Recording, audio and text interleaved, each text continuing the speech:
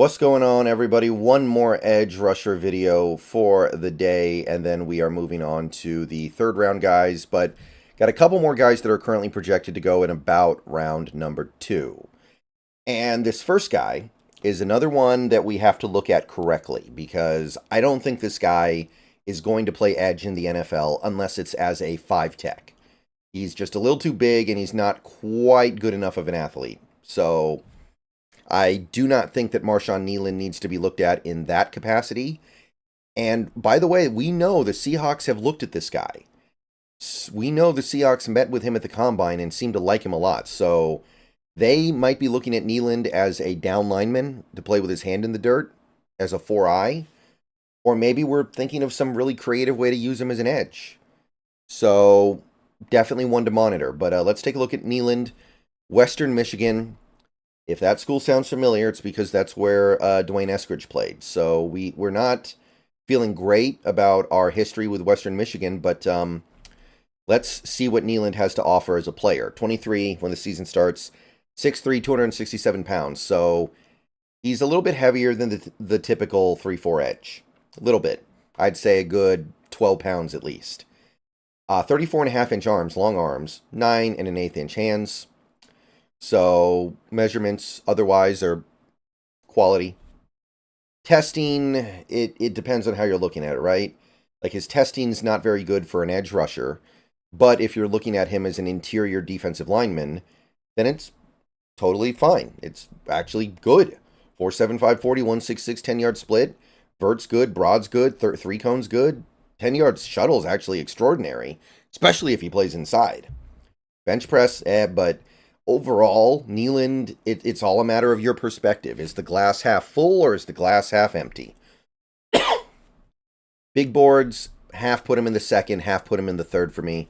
The database has him in the second, barely. They have him 61st, so that's what we're going with. Over the last 2 years, he's been fairly productive. He was, what do we have? Almost 95 tackles over the last 2 years. 17.5 tackles for loss, 6 sacks, which doesn't sound massive, but we have to kind of understand what kind of player we're looking at here. Almost a 90 PFF grade last year, so PFF likes what they see. 2022, he actually had more tackles for loss, but fewer sacks, so read into that how you will. So the thing with Kneeland, the thing that stands out when you look at him, and the reason why I suspect he would be moved to a down lineman spot in the NFL, unless he's going to drop serious weight, is he's really, really strong and really good at holding ground against the run. In run defense, he holds up really nicely. He does have the flexibility to play multiple roles up front. So if you got him, you are getting a guy who could potentially move around in your front. Like he could play some snaps at edge, and he could play most of his snaps on the line. That's what I would guess would happen here. Like there is some possibility of him being like a oversized edge on running downs. I could see some creative ways to utilize him for sure. He can beat you with his power, and he can beat you with his quickness. And when I say quickness, I mostly mean if he's playing inside. But for a guy who's playing inside potentially, he has remarkable quickness. I mean, his 4.75 40 is above average for even an edge player, all edges. So he's got quickness relative to how big he is. He's got a high motor. He's always giving maximum effort out there, always trying really, really hard. He's got some genuine pass rush moves as well. He's not just a bull rusher. He's not just a speed guy. He's actually got some moves he can pull out. He's got the cross chop. He's got the arm over. He's got spin move, I think. Well, no, I'm sorry. He doesn't have the spin move. He has the, what do they call it? The swim. He can throw some things at you that not all these players can. So Marshawn Kneeland bringing some things to the table. I don't think he's going to be a good enough athlete to be a full-on edge rusher, so you're going to have to find the right way to use him to get the best out of him. If he wants to play on the line, he might need to add weight. 267 is going to work at Western Michigan. I don't think it's going to work in the NFL, so if I were him, I would at least get up to like 275, 280, and then play at that weight, which will hurt your athleticism a little bit, but it is what it is. You need to do it. His production wasn't that great in college, even though he was playing at Western Michigan. Now, again, I don't think that you should be looking at this guy as a great accumulator of stats. This is not a guy who should be like, oh, he's going to get 15 sacks a year. No, he's going to be playing on the interior of your defensive line, holding up really well against the run, and giving you some ability as a pass rusher. He's going to be a 4-eye in the current lens of things. And it is worth noting that traditionally, although we have a small sample size, McDonald likes bigger defensive linemen. So I don't know exactly how he's looking at Kneeland, if he is at all. Maybe it's a Schneider thing. Maybe McDonald's not even in the loop on that. So remains to be seen. He's a little bit of an awkward fit right now overall, but he's clearly a good player. He's clearly a very good player. I think that he's going to add a little bit of weight and play 5-tech or 4-eye. And I think he'll be good. I think he will be good. I can definitely see why people are circling the wagons around Kneeland, but he needs to pick a path and go with it.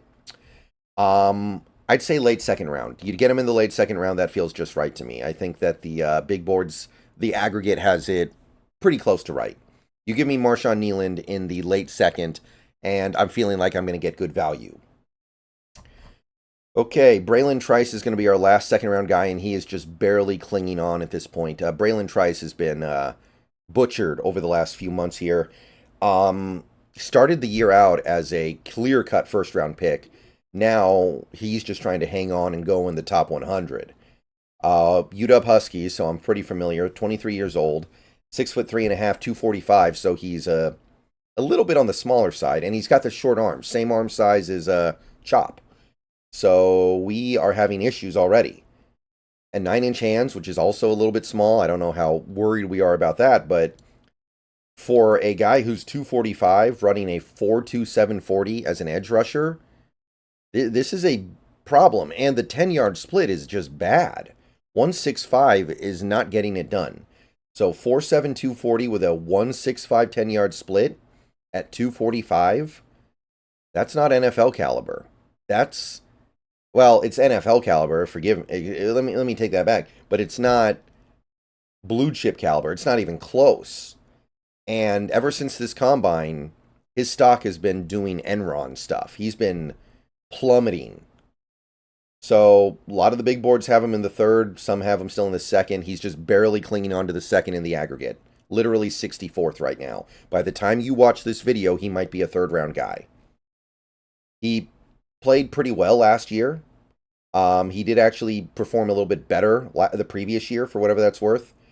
49 tackles, 11.5 for loss, 7 sacks, 2 passes defensed, and 88 PFF. 2023, he had fewer tackles, but 12 for loss, 9 sacks, 88.5. So a little bit better in 2022. So it's like the Jared Verse thing almost. It's a little bit like that.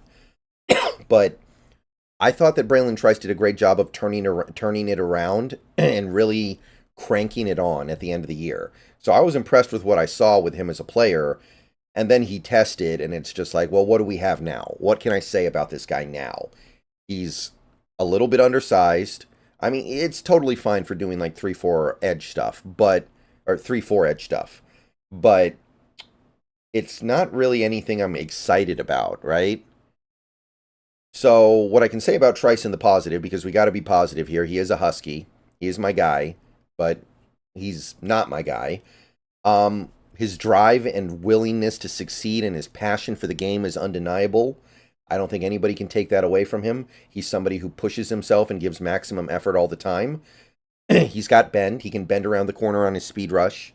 He's got the bend to fluidly loop his way to the quarterback, which, I mean, hey, that's a desirable trait. There's no taking that away from him. That is going to help him mitigate the effects of this bad testing. He's got moves. He's not just a speed rusher. He's got some legitimate pass rush moves that he can whip out, that he can use to get home. So he's not just a one-trick pony. He's got powerful and impactful punches that he can throw. He uses his hands pretty well. His punches do a lot to help him take control of a rep. He's got good strength to hold the edge. Pretty good against the run overall, I think. He's got the strength to do it at least. We'll see if it parlays in the NFL. But, yeah, he was one of the big losers at the Combine. I know that sounds rude, but it's the truth. He did not do well at the Combine at all, and he hurt his stock significantly. His very short arms show up poorly on the tape. He doesn't block shed that well. Once he gets latched on, hard for him to get delatched. And he's not a very good tackler. He misses a lot of tackles. So you've got some real issues there. Sometimes his punches are misplaced. He gets a little bit wild. He can hit with them a little bit early, and they're not as effective as they could be. Even though he's only 6'3.5", he gets beat up in leverage. He plays standing straight up, and people just kind of lever him out of there. And I do think that he does occasionally have the capacity to get bullied by stronger offensive linemen because he is just one of the smaller edge players out there. He is in the smaller percentiles here. So I can't really be hyped on this one. There are some really obvious concerns here. I can't completely wipe him away. He's a guy who's going to give good effort. He's got some pass rush tricks in his bag. He has bend.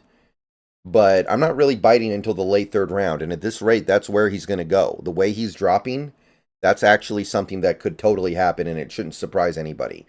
So Bralen Trice, unfortunately, I cannot get behind the hype on this one.